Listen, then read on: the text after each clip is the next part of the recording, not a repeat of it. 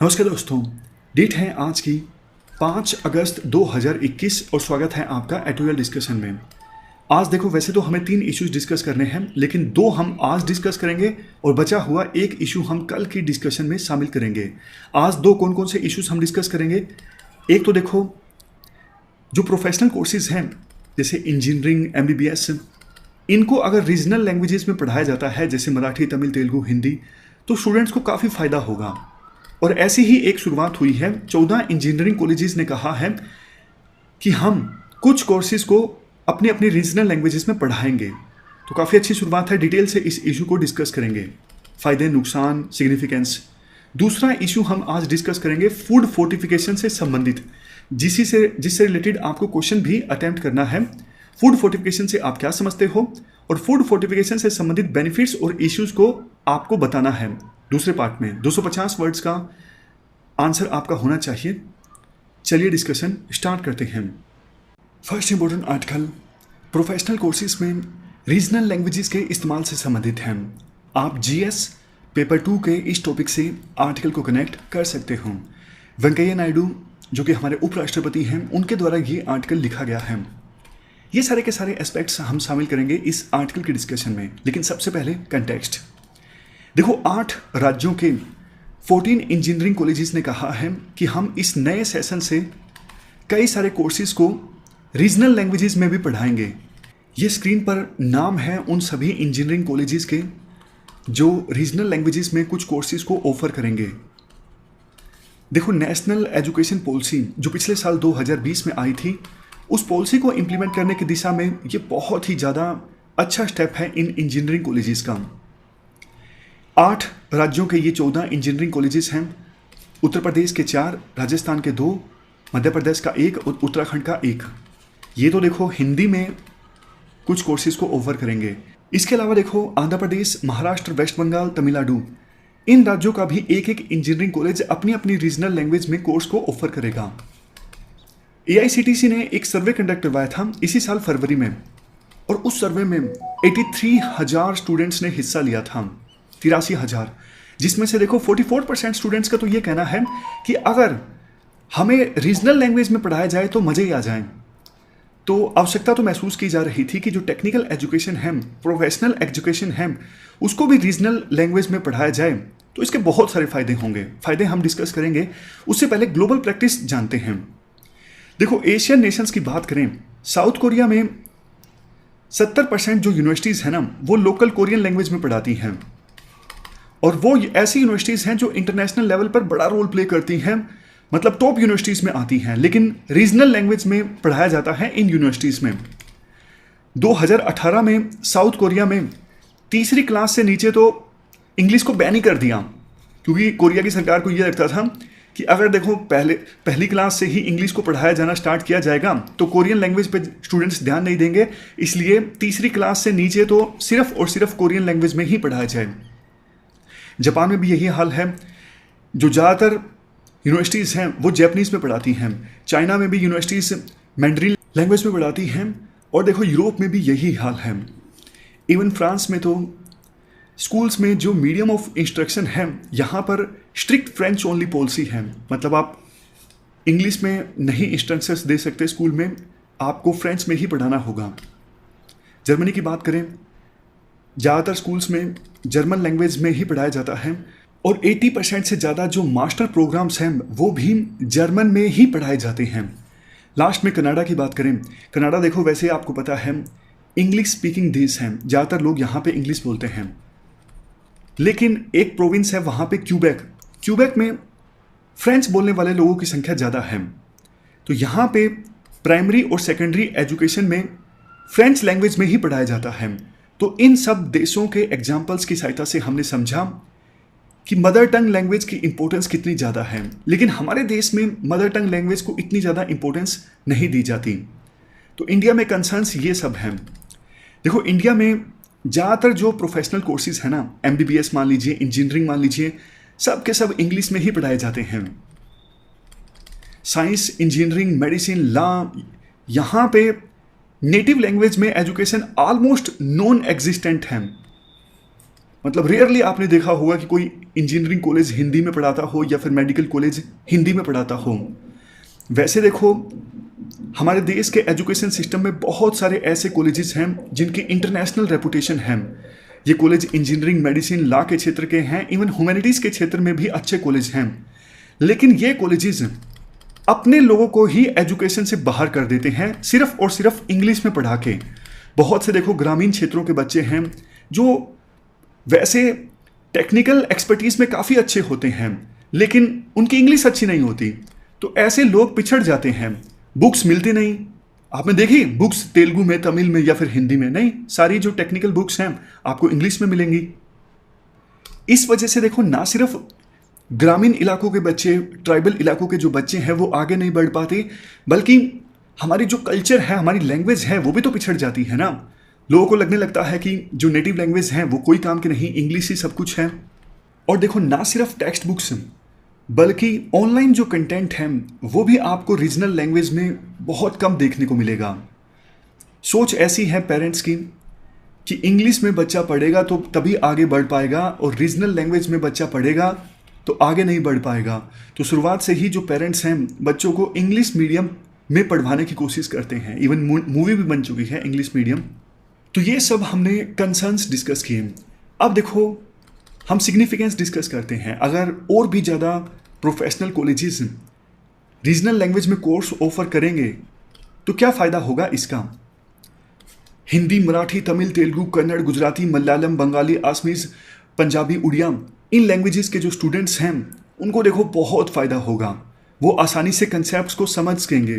कई बार तो कंसेप्ट इसलिए समझ में नहीं आता क्योंकि वो इंग्लिश में है। और देखो, अगर इस प्रकार से रीजनल लैंग्वेजेस में कोर्सेज ऑफर होंगे ना, तो जो गरीब स्टूडेंट्स हैं, ग्रामीण इलाकों के स्टूडेंट्स हैं, ट्राइबल बैकग्राउंड के स्टूडेंट्स हैं, इनके अंदर तो एक ज़बरदस्त कॉन्फिडेंस डेवलप होगा।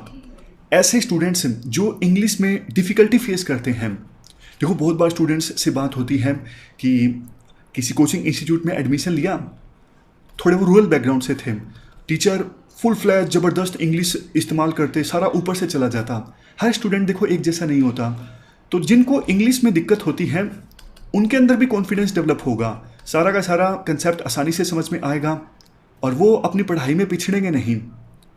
अब ऐसे स्टूडेंट्स जिन्होंने रीजनल लैंग्वेज में एजुकेशन हासिल की है, वो लोकल प्रॉब्लम्स को ग्लोबल माइंडसेट के साथ टैकल कर सकेंगे।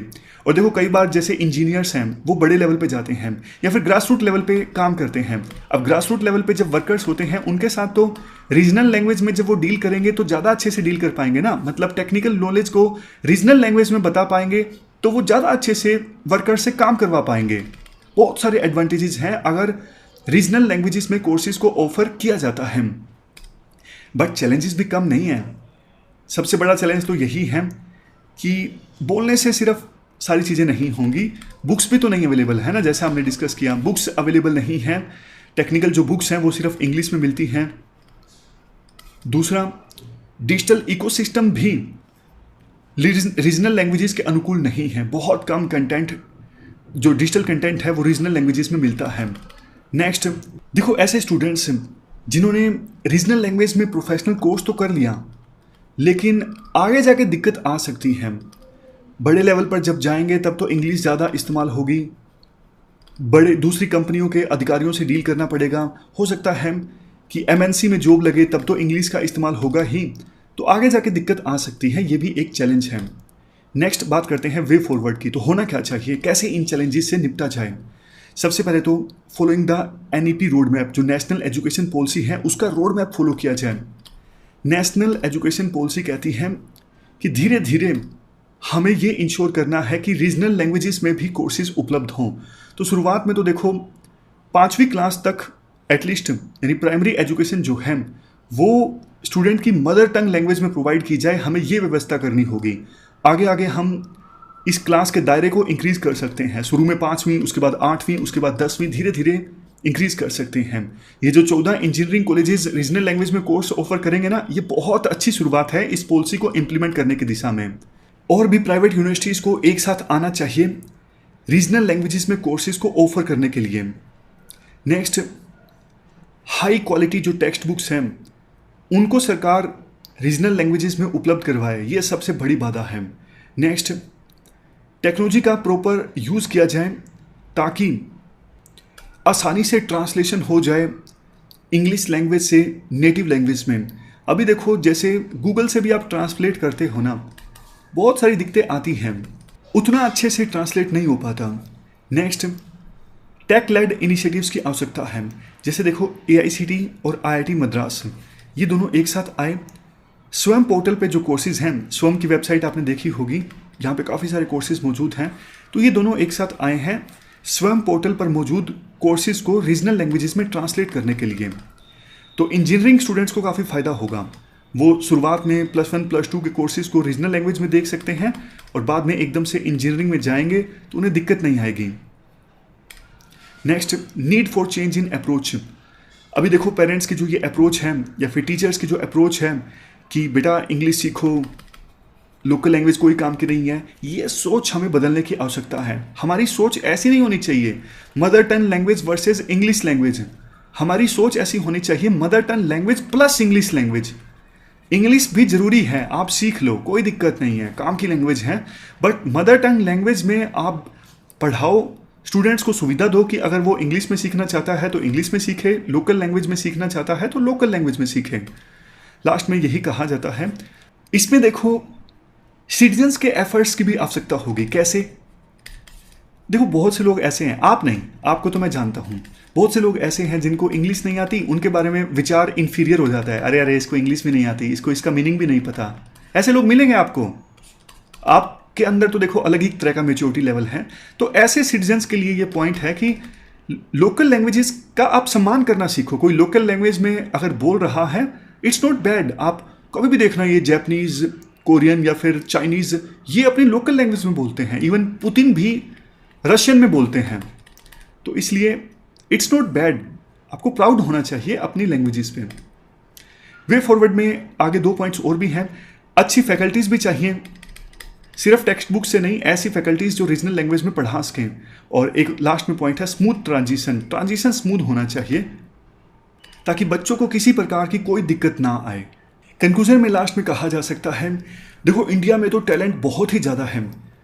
अगर इस प्रकार से रीजनल लैंग्वेजेस में पढ़ाया जाएगा हायर एजुकेशन के कॉलेजेस में, तो बल्कि जो पिछड़े हुए स्टूडेंट्स हैं उनमें एक self esteem, self identity develop होगी और बच्चे जो हैं अपने कल्चर से भी जुड़े रहेंगे। अगर रीजनल लैंग्वेजेस में सीखेंगे, अपने फुल पोटेंशियल को अचीव कर पाएंगे। इसी दिशा में ये 14 इंजीनियरिंग कॉलेजेस का जो स्टेप है वो काफ़ी सराहनीय है। तो ये हमने पूरा आर्टिकल डिस्कस किया, चलते हैं आगे। इसके बाद नेक्स्ट आर्टिकल फूड फोर्टिफिकेशन के इशू से संबंधित है। आप GS पेपर 2 और GS पेपर 3 के इस टॉपिक से आर्टिकल को रिलेट कर सकते हो। ये सारे एस्पेक्ट्स हम कवर करेंगे इस आर्टिकल के डिस्कशन में। क्या कंटेस्ट है? देखो, food safety and standards authority of India यानी FSSAI, इस ऑर्गेनाइजेशन ने एक ड्राफ्ट सामने रखा था जनवरी 2021 में, जिसमें कहा गया था एडिबल ऑयल यानी खाना बनाने का जो तेल है, इसके साथ साथ मिल्क, इनमें विटामिन A और विटामिन D की जो फोर्टिफिकेशन है वो मैंडेटरी होनी चाहिए। इसके अलावा food safety and standards authority of India ने अपना ये भी प्लान रखा है कि राइस फोर्टिफिकेशन होनी चाहिए अनिवार्य 2024 से। राइस में क्या ऐड किया जाए मैंडेटरी ढंग से? विटामिन B12, आयरन और फोलिक एसिड्स। देखो बिल्कुल बेसिक्स से बात करते हैं। ये फूड फोर्टिफिकेशन होता क्या है, मतलब क्या है फूड फोर्टिफिकेशन का? WHO की डेफिनेशन के अनुसार फूड फोर्टिफिकेशन एक ऐसी प्रैक्टिस है जिसमें जानबूझ के एसेंशियल माइक्रोन्यूट्रिएंट्स का जो कंटेंट है वो फूड में इंक्रीज कर दिया जाता है। समझ गए? मतलब खाने में यानी फूड में आर्टिफिशियली जो जरूरी माइक्रोन्यूट्रिएंट्स हैं उनका ऐड कर दिया जाता है ताकि खाने में न्यूट्रिशन की क्वालिटी को इम्प्रूव किया जा सके। ये देखो प्रैक्टिस इस प्रकार से अंजाम दी जाती है कि हेल्थ को तो मिनिमम नुकसान पहुंचे, लेकिन इसके साथ साथ फायदे इसके ज़्यादा से ज़्यादा हों। जैसे मालन्यूट्रिशन की समस्या आपको पता है हमारे देश में बहुत ज़्यादा है, बार बार हम आर्टिकल डिस्कस करते हैं, अच्छा नहीं लगता लेकिन है मालन्यूट्रिशन की समस्या, क्या करें। तो फूड फोर्टिफिकेशन एक ऐसी प्रैक्टिस है जिससे मालन्यूट्रिशन की समस्या जो है, हंगर की समस्या जो है, वो कुछ हद तक एड्रेस की जा सकती है। लेकिन आगे बढ़ने से पहले मेरा एक क्वेश्चन है आपसे। क्या क्वेश्चन है? बायो फोर्टिफिकेशन और फूड फोर्टिफिकेशन दोनों के बीच में डिफरेंस क्या है? डिफरेंस है, छोटा सा है लेकिन है। बायो फोर्टिफिकेशन में देखो, जो ये माइक्रो न्यूट्रिएंट्स या न्यूट्रिएंट्स है ना, ये ऐड किए जाते हैं प्लांट की ग्रोथ के दौरान। आपने कोई फसल उगाई है, उस स्टेज में ये माइक्रो न्यूट्रिएंट्स ऐड किए जाते हैं फसल में, ताकि फसल जब पक के तैयार हो तो उसमें ये न्यूट्रिएंट्स मिले। लेकिन फूड फोर्टिफिकेशन में ये न्यूट्रिएंट्स ऐड किए जाते हैं फूड की प्रोसेसिंग के दौरान। क्रॉप की प्रोसेसिंग चल रही है, क्रॉप आपने काट ली, गेहूं आपने काट लिया, राइस जो है वो आपने कटाई कर ली, लेकिन उसके बाद जो प्रोसेसिंग होगी राइस मिल में, उस समय ये न्यूट्रिएंट्स ऐड किए जाएं, तो ये होता है फूड फोर्टिफिकेशन। तो डिफरेंस इतना है, किस स्टेज में आप न्यूट्रिएंट्स ऐड कर रहे हो। बायो फोर्टिफिकेशन में प्लांट की ग्रोथ के दौरान, और फूड फोर्टिफिकेशन में जब फूड की प्रोसेसिंग चल रही हो तब। नेक्स्ट, टाइप्स की बात कर लेते हैं। फूड फोर्टिफिकेशन कौन कौन से टाइप की होती हैं? सबसे पहले टारगेटेड। इसमें देखो, या तो फूड फोर्टिफिकेशन सबके लिए हो, पूरी पॉपुलेशन के लिए। ये कैसे पॉसिबल होगा? ये देखो पॉसिबल होगा। कुछ तो देखो ऐसे फूड ग्रेन्स हैं जो बड़े स्केल पे लोगों के द्वारा कंज्यूम किए जाते हैं। जैसे नॉर्थ इंडिया में, पंजाब हरियाणा में रोटी खाने वाले लोगों की संख्या ज़्यादा है, चावल तो कभी कभी एक हफ्ते में एक बार खा लिए, मतलब ज़्यादातर लोग ऐसे हैं। साउथ इंडिया में रोटी खाने वाले लोग आपको कम मिलेंगे, राइस खाते हैं। तो ये जो फूड ग्रेन है ना, राइस हो, व्हीट हो, ये बड़े स्केल पे लोगों के द्वारा कंज्यूम किए जाते हैं। इनमें न्यूट्रिएंट्स को ऐड किया जाए तो उसका लाभ हर वर्ग को पहुंचेगा। लेकिन कुछ खाने ऐसे होते हैं, कुछ फूड ऐसे होते हैं जो सिर्फ बच्चों के द्वारा कंज्यूम किए जाते हैं, तो सिर्फ उनमें अगर न्यूट्रिएंट्स ऐड करेंगे तो ये टारगेटेड फूड फोर्टिफिकेशन होगा, यानी सिर्फ बच्चों के लिए फूड फोर्टिफिकेशन। नेक्स्ट है मार्केट ड्रिवन। जो फूड मैन्युफैक्चरर्स हैं वो देखो अपने हिसाब से फूड को फोर्टिफाई कर सकते हैं और उनको थोड़े महंगे दामों में बेच सकते हैं। ये पूरी तरह से मार्केट ड्रिवन कंसेप्ट होगा, मतलब कंपनीज पे डिपेंड करता है कि वो फूड फोर्टिफिकेशन करें, उसकी मार्केटिंग करें ताकि लोग उसे ज़्यादा से ज़्यादा परचेज करें। नेक्स्ट है प्रोसीजर।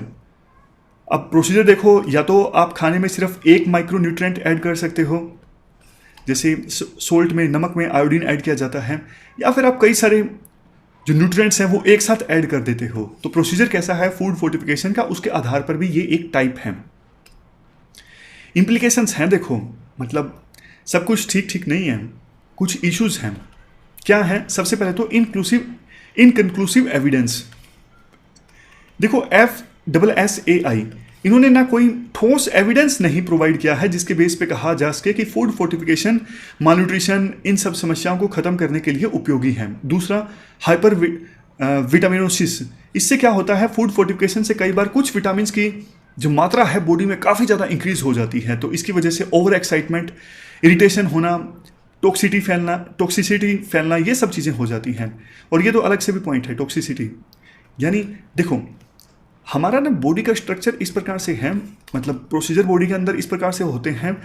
कई सारे विटामिन आप एक साथ लोगे ना थोड़ा थोड़ा, तो फायदा होता है। आपने एक ही विटामिन बॉडी में कंज्यूम किया तो हो सकता है वो आइसोलेशन में काम ना करें, तो कई सारे विटामिन एक साथ मिलकर काम करते हैं। नेक्स्ट है decrease value of natural food. देखो, जब इस प्रकार से फूड फोर्टिफिकेशन होगा ना, तो नेचुरल फूड जैसे मिलेट्स हैं, बाजरा है, बाजरे की रोटी शायद आपने नहीं खाई होगी, काफ़ी ज़्यादा उपयोगी है, मतलब बॉडी को फ़ायदा पहुंचाती है। तो इस प्रकार से जो नेचुरल फूड है वो तो कोई कंज्यूम नहीं करेगा, हरी सब्जियां कौन कंज्यूम करेगा। तो इस प्रकार के खाने की वैल्यू कम हो जाएगी अगर आर्टिफिशियली आपको फोर्टिफाइड फूड मार्केट में मिलेगा। नेक्स्ट है कार्टिलाइजेशन। देखो, अगर इस प्रकार से फूड फोर्टिफाई होने लगा ना, तो हमारे जो इनफॉर्मल इकोनॉमी में फार्मर्स हैं, छोटे छोटे फूड प्रोसेसर्स हैं, लोकल ऑयल मिल या फिर राइस मिल हैं, इनको फ़ायदा नहीं होगा। बड़ी बड़ी जो MNCs हैं या फिर हमारी बड़ी बड़ी देश की कंपनीज हैं, उनको फ़ायदा होगा, क्योंकि उनके पास मार्केटिंग की अच्छी स्किल्स होती हैं, इकोनॉमी ऑफ द स्केल होता है, वो अच्छी मार्केटिंग करेंगे। लोगों का जो रुझान है खास करके मिडिल क्लास का, उस खाने पे ज़्यादा जाएगा, और जो लोकल फार्मर्स हैं उनको कोई फ़ायदा नहीं होगा। नेक्स्ट है fail to reach the poorest segments of society. देखो ये भी तो दिक्कत है ना, बेचारे जो गरीब लोग हैं वो महंगे महंगे फोर्टिफाइड फूड को कैसे कंज्यूम करेंगे। ये जो बड़ी बड़ी कंपनीज हैं ये तो अच्छी मार्केटिंग करके ललचा देंगे कि बच्चे की सेहत का ख्याल रखना है तो फोर्टिफाइड फूड परचेज कीजिए। अब बेचारे जो माँ बाप हैं जो अपने बच्चों की केयर करना चाहते हैं उनको लगेगा कि हमारा बच्चा जो है वो सही ढंग से उसकी ग्रोथ हो, महंगा फूड है तो कोई बात नहीं, लेकिन कहाँ से अफोर्ड करेंगे, दिक्कत है ना। एडवांटेजेस तो काफ़ी आप लिख सकते हो कि अगर फोर्टिफाइड फूड मार्केट में आएगा तो माल न्यूट्रिशन की समस्या एड्रेस होगी, न्यूट्रिशन की डेफिशिएंसी कम होगी, एक्स्ट्रा न्यूट्रिशन मिल जाएगा बच्चों को अफोर्डेबल कॉस्ट पे, सेफ भी है, मतलब मिनिमल रिस्क होता है हेल्थ का, इसलिए यूज़ करना कोई डेंजरस नहीं है, ख़तरनाक नहीं है। और लास्ट में अगर देखो ये फोर्टिफाइड फूड कंज्यूम किया जाता है तो लोगों की आदतें भी चेंज करने की आवश्यकता नहीं ना, ऑलरेडी जो खाना कंज्यूम कर रहे हैं उसी में तो न्यूट्रिशन को ऐड करना पड़ता है, ऐसा तो नहीं कि अलग से कोई टेबलेट लेनी पड़ रही है, नहीं। तो इसलिए एक्सेप्टेबल है, कॉस्ट इफेक्टिव है, मतलब कि न्यूट्रिशन जो स्टेटस है वो कम कॉस्ट पे इम्प्रूव किया जा सकता है। शुरू में फूड फोर्टिफिकेशन के लिए आपको इक्विपमेंट्स परचेज करने पड़ेंगे, लेकिन बाद में तो सिर्फ विटामिन का जो पाउडर है वही तो ऐड करना है। तो इसके बाद हम सरकार के कुछ इनिशिएटिव्स डिस्कस करते हैं जो उन्होंने फूड फोर्टिफिकेशन के लिए लिए हैं। अक्टूबर 2016 में FSSAI ने food safety and standards regulations 2016 को ऑपरेशनलाइज किया। व्हीट फ्लोर, राइस, इन सब में आयरन, विटामिन 12, फोलिक एसिड्स, इन सब को ऐड करने का प्रोविज़न किया गया है। मिल्क और एडिबल ऑयल में विटामिन ए, विटामिन डी और डबल फोर्टिफाइड साल्ट में आयोडीन एंड आयरन ऐड करने के लिए कहा है FSSAI ने। Next, nutritional strategy.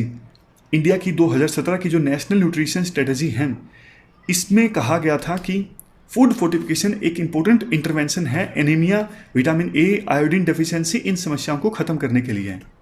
लास्ट में मिल्क फोर्टिफिकेशन प्रोजेक्ट, ये प्रोजेक्ट लॉन्च किया गया था नेशनल डेयरी डेवलपमेंट बोर्ड के द्वारा वर्ल्ड बैंक और टाटा ट्रस्ट के साथ मिलकर 2017 में। तो ये हमने कुछ इनिशिएटिव्स डिस्कस किए सरकार के, और आज हमने 2 इश्यूज़ को डिटेल से डिस्कस किया। हमारी आज की इस डिस्कशन में इतना ही है। Thank you very much for discussion.